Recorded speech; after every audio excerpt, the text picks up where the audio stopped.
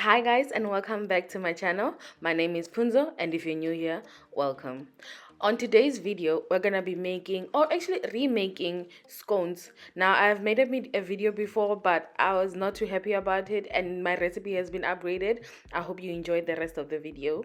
So starting off, we're gonna have flour and sugar.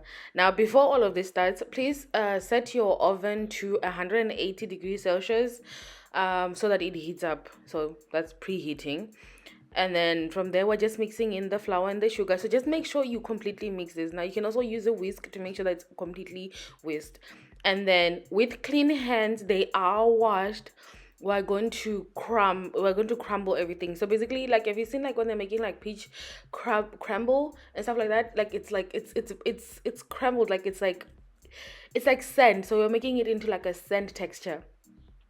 So the margarine I used is like 70% fat. Now, if you use lower than that, it's there's too much water content and it will not be fatty enough. So if you're going to use margarine, use one that has as much fat as possible. And then if you're using butter, then you're covered. But it's expensive as heck if you're living in South Africa. Let's just be honest about that. The cheapest I think is around 60 rands. So use what you can get and you have access to. And then right here I'm just showing you, can you see it's like getting to a more sandy texture. Everything is mixed well together, it's a sandy texture. And this is the dry ingredients, so this is it done. So onto my wet ingredients. So we're going to use large eggs, 6 of them, large eggs, and then you're just gonna put them into a bowl. Some vanilla. I didn't use a measuring spoon because I know the amounts. I've been doing this for a very long time. Now the piercing was just so that it's easier to mix it with a fork. Now you can also use a whisk, but a fork just does the job well enough. And I'm mixing this before I pour in the milk just so that it's easier to mix and I can see that like all the eggs have actually been mixed.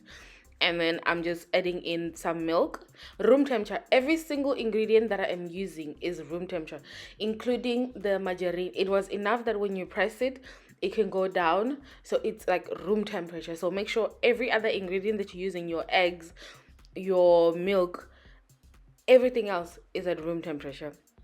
And now I'm using a sieve. This is to catch if there were any eggshells that were in there, any like, you see like some of the eggs that are not fully mixed or anything like that. The sieve is gonna catch that. I use that all the time.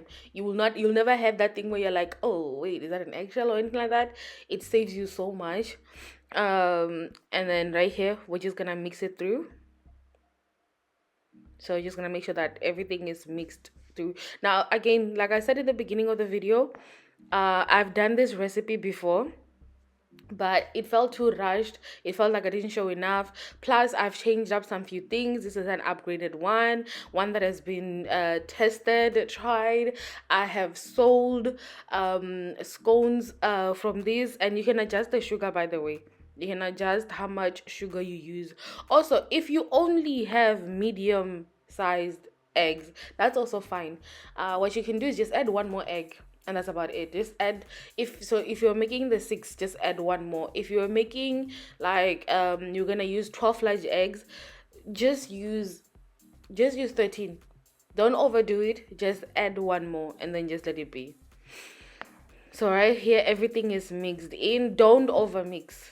Everything is mixed in well, and then I'm using my cooking spray. Now you can use, like, when you open the rama, the packet has like a bunch of, it still has the like the margarine on it. You can use that as your greasing thing. Oh yeah, some people also use oil. And right here I'm just using a large spoon to scoop out my batter into a baking tray. Now again, whatever size you want, so you can use a smaller spoon, you can use whatever size that you want, or a bigger one if you want them to be larger. I like this size, so this is the measurement I was using. So this is the whole thing done. Now you're gonna put it in the oven for about 18 to 20 minutes. You'll be checking on it, of course, and then after it's done, you let it cool, and after that you can store it however you want to.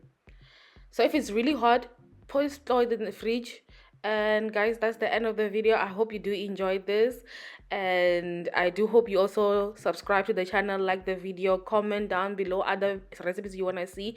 And until next time, guys, thank you for watching. Bye.